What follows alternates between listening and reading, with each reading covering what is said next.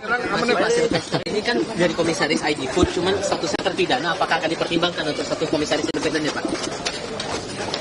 Pak Erik? Di laman resmi ID Food, Silvester tercatat sebagai salah satu komisaris independen. Silvester ditetapkan sebagai komisaris independen PT RNI Persero berdasarkan Surat Keputusan Menteri Badan Usaha Milik Negara nomor SK 58 MBU pada tanggal 18 Maret 2025. Mengenai urusan hukum saya dengan Pak Yusuf Kalla, itu sudah selesai dengan ada perdamaian. Kasus yang menjerat Ketua Umum Solidaritas Merah Putih, Silvester Matutina, dalam perkara fitnah terhadap Wakil Presiden ke-10 dan 12 RI, Yusuf Kalla, kembali mencuat. Sejak dijatuhi vonis hukuman penjara hingga kini Silvester belum ditahan untuk menjalani hukuman.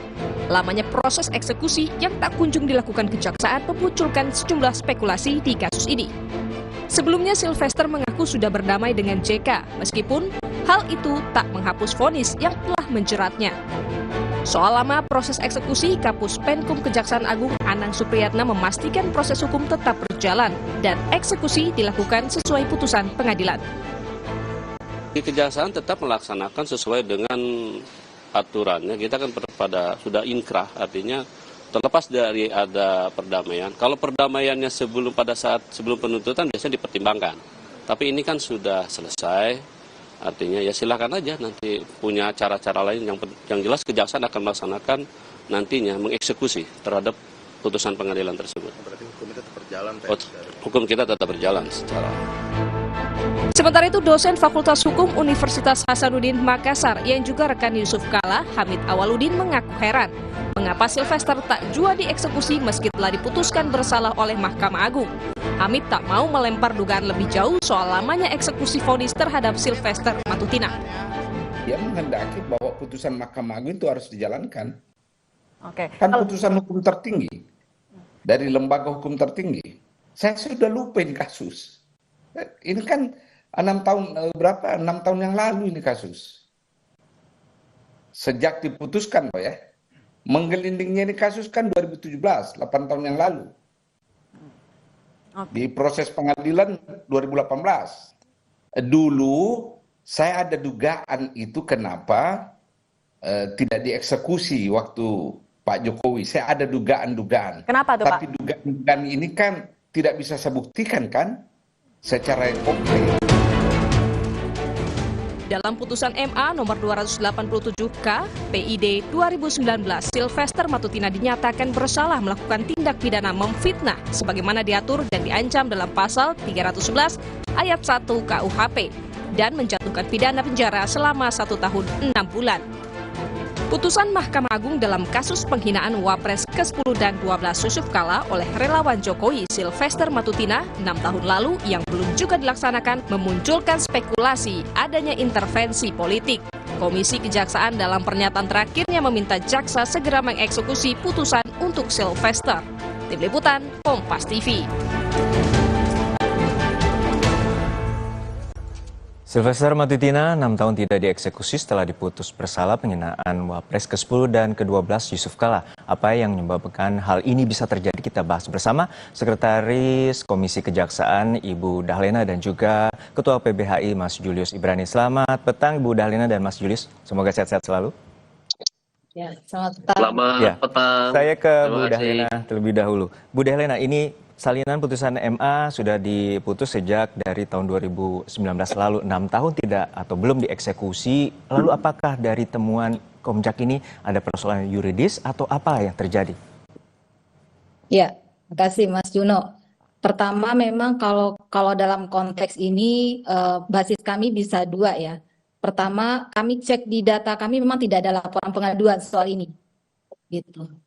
Sehingga bisa saja kami tidak tahu soal ini apakah memang ada kendala-kendala yang kaitannya dengan persoalan ini.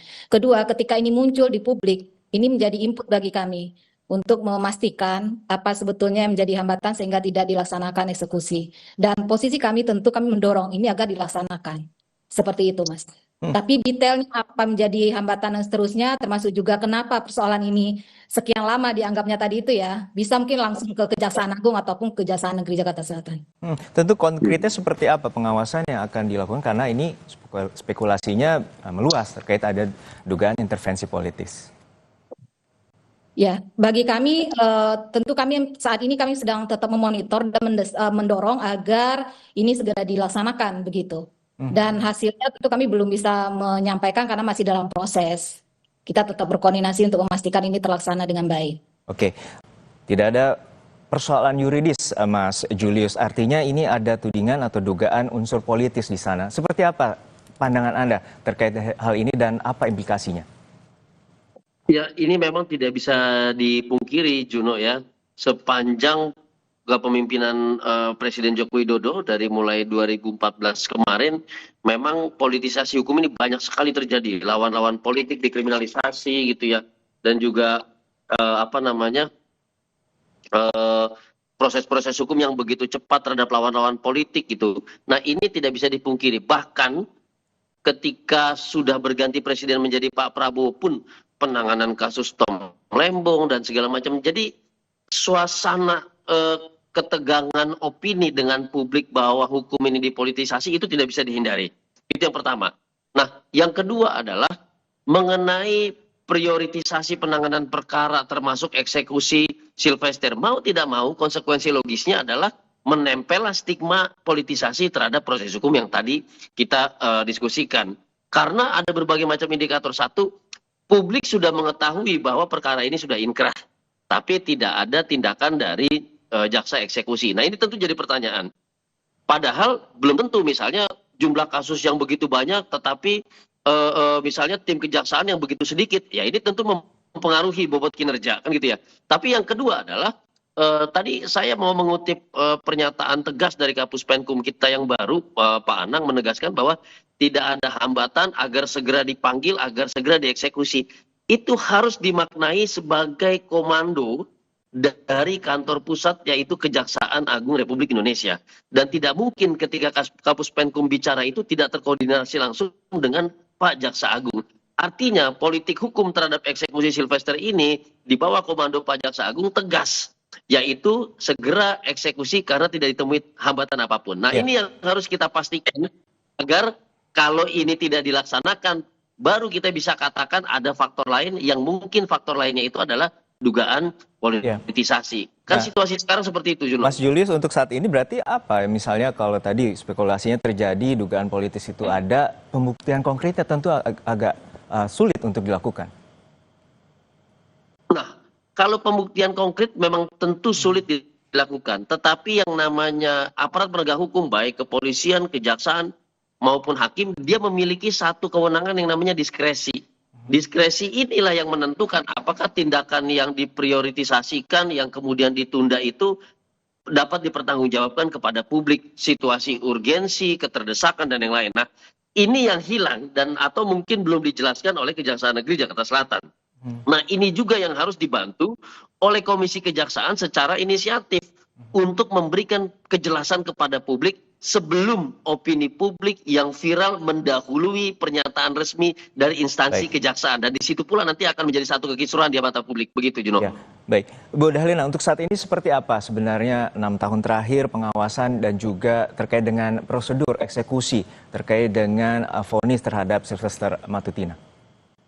Ya, seperti tadi kami sampaikan secara spesifik mengenai kasus ini, memang kita monitor itu ketika muncul di publik.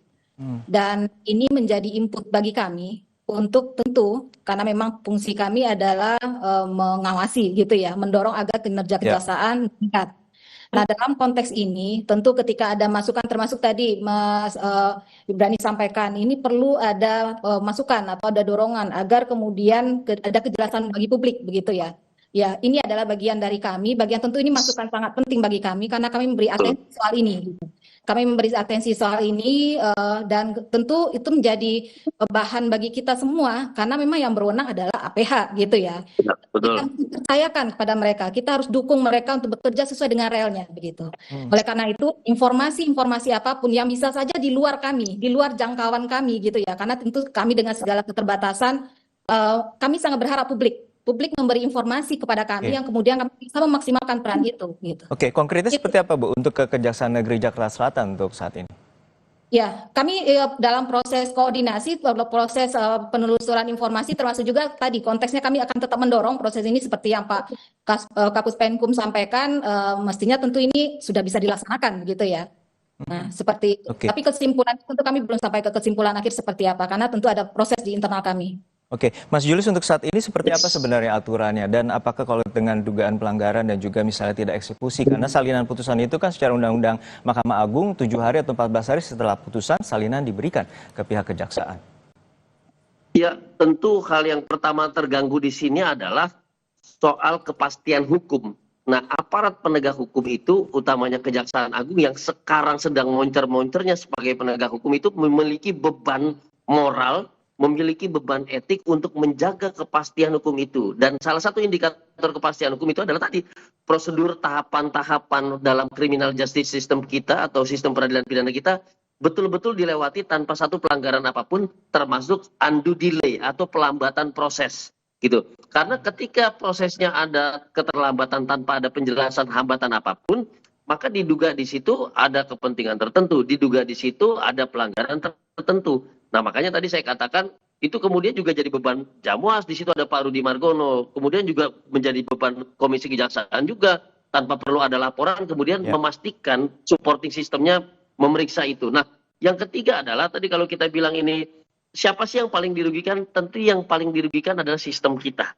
Jadi ini bukan soal pribadi Pak JK, bukan soal pribadi Sylvester, tapi soal sistem yang harus dijaga oleh aparat penegak hukum dan instansinya. Dalam hal ini Kejaksaan Agung yang saat ini kita percaya menjadi punggawa yang paling moncer dalam penegakan hukum. Karena kita lihat setiap update perkembangan perkara yang ditangani setiap minggunya. Nah, ini yang kemudian bisa kita korbankan dan ujungnya ini paling fatal. Jangan sampai kemudian publik kehilangan kepercayaan terhadap penegakan hukum karena unsur-unsur yang sebetulnya belum bisa dibuktikan dan belum ada proses pemeriksaannya. Artinya Kejaksaan Agung harus menjaga marwahnya dan juga memberikan kepastian hukum kepada masyarakat dan juga tidak ada intervensi apapun terkait dengan politik. Terima kasih Mas Julius Ibrani, Ketua PBHI dan juga Ibu Dahlena, Sekretaris Komisi Kejaksaan telah bergabung bersama kami di Kompas Petang. Usai jeda.